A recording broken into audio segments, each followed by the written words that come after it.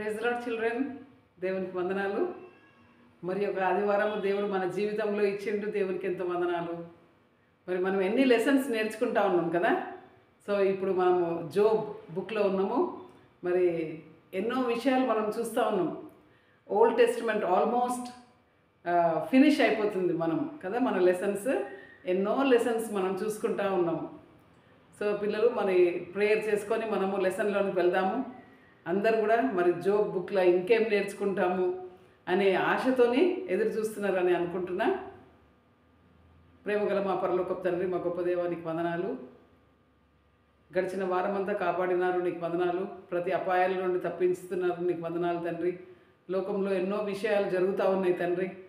మీ యొక్క రాకడకు మరి ఎన్నో సైన్స్ అన్నీ కూడా నెరవేర్చబడతా ఉన్నాయి. సైతాను చాలా పనిచేస్తూ ఉన్నాడు నాయన ఈ యొక్క దినాలలో. ఇలాంటి భయంకరమైన దినాలలో మా పిల్లలు మరి ఉన్నారు తండ్రి ఈ యొక్క చెడ్డ లోకంలో. కాబట్టి చిన్న బిడ్డలు నీ యొక్క వాక్యం నేర్చుకుంటుండగా మరి నీ యొక్క వాక్యము పిల్లల హృదయాలలో పనిచేయటకు సహాయం దయచేయండి. సైతాన్ శక్తులను బంధించి మరి సండే స్కూల్ టీచర్స్కి కూడా జ్ఞానం దయచేసి నాకు మమ్మల్ని అందరినీ కూడా మీ యొక్క రక్త ప్రోక్షణకి నేను తెచ్చుకుంటూ యేసయ్య పరిశుద్ధమైన నామమున ప్రార్థించి వేడుకుంటున్నాం తండ్రి, ఆమెన్. యోబు 3వ అధ్యాయం నుండి 37వ అధ్యాయం వరకు, Job 3rd chapter to 37th chapter. So మనం లాస్ట్ టైం చూసుకున్నాము, after Job last all health and wealth. యోబు మరి ఏ విధంగా ఆయనకు ఉండే వెల్త్ అంతా పోయింది, ఆయనకు ఫ్యామిలీ పోయింది, పిల్లలందరూ చనిపోయినరు, ఆయనకుండే ఆస్తి పోయింది, మరి సేవకులు చనిపోయినరు, అంతా కూడా పోయిందనమాట. అంతేకాకుండా ఆయన హెల్త్ కూడా పాడైపోయిందని మనం చూసుకున్నాం. సో ఆయన ఎంతో బాధపడుతున్నాడు అనమాట. కానీ మనం లాస్ట్ టైం చూసుకున్నాము, ఆయన నోటితో మాత్రము దేవుణ్ణి మాత్రము ఏమి కూడా అనలేదు అని మనము చూసుకున్నాం లాస్ట్ టైం. సో ఆయనకుండే బాధను చూసి వెళ్దాము, ఇంత బాధ వచ్చింది జోబ్ కని మరి ఆయనను విజిట్ చేయడానికి జోబ్స్ ఫ్రెండ్స్ వస్తారనమాట. జోబ్ 3 ఫ్రెండ్స్ వస్తారు. జోబ్స్ 3 ఫ్రెండ్స్ మరి ఆయనను విజిట్ చేయడానికి వచ్చిండ్రు అనమాట. విజిట్ చేయడానికి వచ్చి మరి మనం ఈ యొక్క లెసన్ లోపల మనము 3 రౌండ్స్ ఆఫ్ డిస్కషన్ చూసుకుంటాం అనమాట. ఏ విధంగా మరి జోబ్ ఆయనకుండే బాధను చెప్పుకుంటుంటే వాళ్ళ ఫ్రెండ్స్ దే మిస్అండర్స్టూడ్ జోబ్ అనమాట. జోబ్ సిచ్యువేషన్ వాళ్ళు మిస్అండర్స్టాండ్ చేసుకొని మరి ఏ విధంగా వాళ్ళు డిస్కషన్స్ ఆర్గ్యుమెంట్స్ అయినాయో మనము జస్ట్ అట్లా చూసుకుందాము. ఎందుకంటే డీటెయిల్గా మనం చూసుకోవాలంటే పిల్లలకు అది కష్టము. కాబట్టి మనం సమరీ చూసుకుందాము. సో 3 రౌండ్స్ ఆఫ్ డిస్కషన్స్ ఉంటాయి అన్నమాట. 3 ఆర్గ్యుమెంట్స్ చేసుకుంటారు అన్నమాట కూర్చొని. సో జోబ్ ఆయన the day he was born he cursed the day he was born.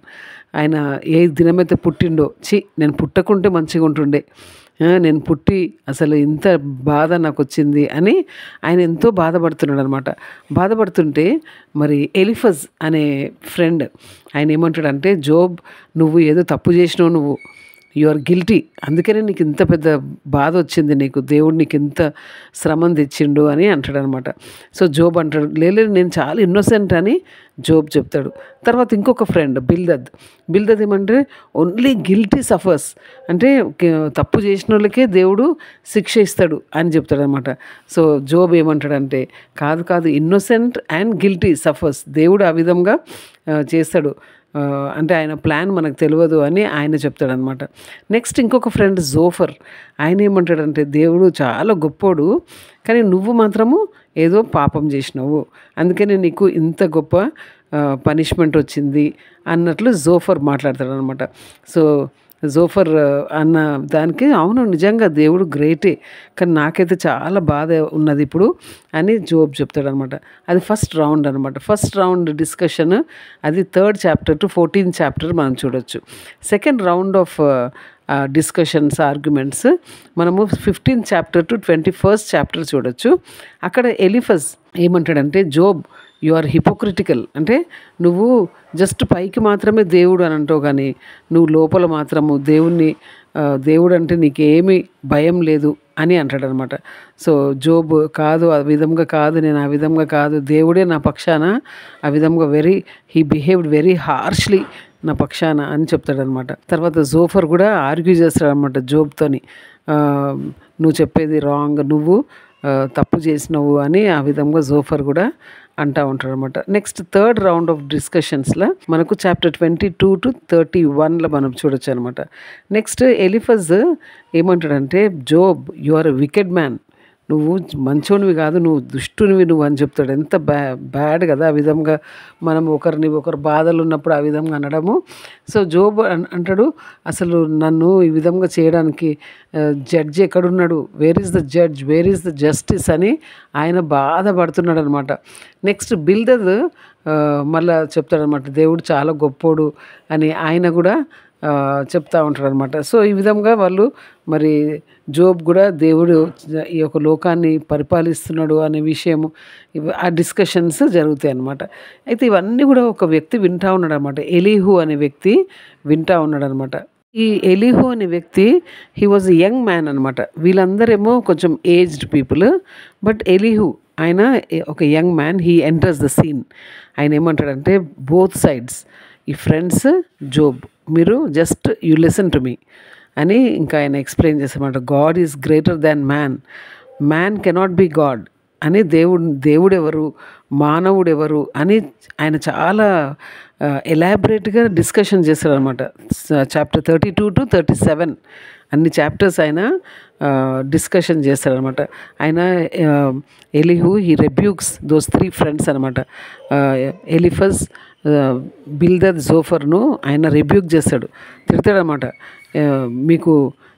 మీకు మాట్లాడడానికి రాదా, మీకు జోబ్కు రీజనబుల్ ఆన్సర్ ఇవ్వడానికి రాదా, ఆయన ఎంతగా కష్టపడుతుండు కదా, శ్రమలు అంతగా వచ్చినాయి ఆయనకు, అంత బాధలో మీరు ఏమేమో అంటున్నారు ఆయనను అని చాలా వాళ్ళను కోపగిస్తాడనమాట. ఎలీహు కూడా ఫుల్ ఆన్సర్ ఇవ్వలేకపోయిండు జోబ్ యొక్క ప్రాబ్లమ్స్కు, జోబ్ యొక్క సఫరింగ్కు, ఆయన ప్రాబ్లమ్స్కి ఆయన ఇవ్వలేదు, పార్షియల్ ఆన్సరే ఇచ్చిండు అనమాట. ఏమని అంటే, మ్యాన్ కెనాట్ అండర్స్టాండ్ గాడ్, మనుషుడు దేవుని అర్థం చేసుకోలేడు అనే విషయము మాత్రమే చెప్తాడనమాట ఆయన. కానీ మనం కేవలము దేవుణ్ణి నమ్మాలా అనే విషయం చెప్పి వదిలేస్తాడనమాట. మనం అనుకోవాలి ఇప్పుడు, this was the best answer though it was incomplete కదా. ఎలీహు కూడా మరి జోబ్ సఫరింగ్ యొక్క ఆన్సర్ ఇవ్వలేకపోయాడు, కానీ అంత మటుకు చాలా అనమాట. ఎందుకంటే ఆయనను ఎత్తి పొడవలేదు కదా, నువ్వు చేసిన తప్పుకే, నువ్వేదో తప్పు చేసినావు, నువ్వేదో పాపం చేసినావు, నువ్వు మంచోనివి కాదు అని ఆ విధంగా చెప్పే బదులు, దేవునికి తెలుసు, we have to trust God in everything, we have to trust God అని ఆ విధంగా ఆన్సర్ ఇచ్చి మరి అక్కడ ఆ యొక్క డిస్కషన్ ఎండ్ అవుతుంది అనమాట. సో మనం నెక్స్ట్ చూసుకుందాము. ఇంకా 2 లెసన్స్ మనము జోబ్ బుక్లో మనము చూసుకుందాము. అంతవరకు దేవుడు మనకు సహాయం చేయను గాక. All things work for our good, though sometimes we don't see how they could. Struggles that break our hearts in two, sometimes blind us to the truth. Our Father knows what's best for us. His ways are not our own. So when your pathway grows dim and you just can't see Him, remember you're never alone. God is too wise to be mistaken. God is too good to be unkind. So when you don't understand, when you don't see His plan, when you can't raise His hand, trust His heart. He sees the master plan. He holds our future in His hand. So don't live as those who have no hope. All our hope is found in Him.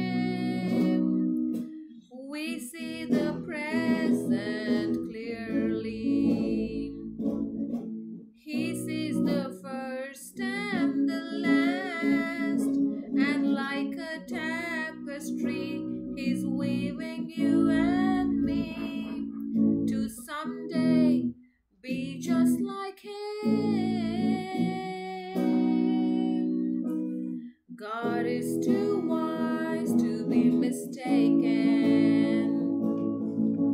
God is too good to be unkind. So when you don't understand, when you don't see his plan, when you can't trace his hand, trust his heart. God is too wise to be mistaken. God is too good to be unkind. So when you don't understand, when you don't see his plan, when you can't trace his hand, trust his heart.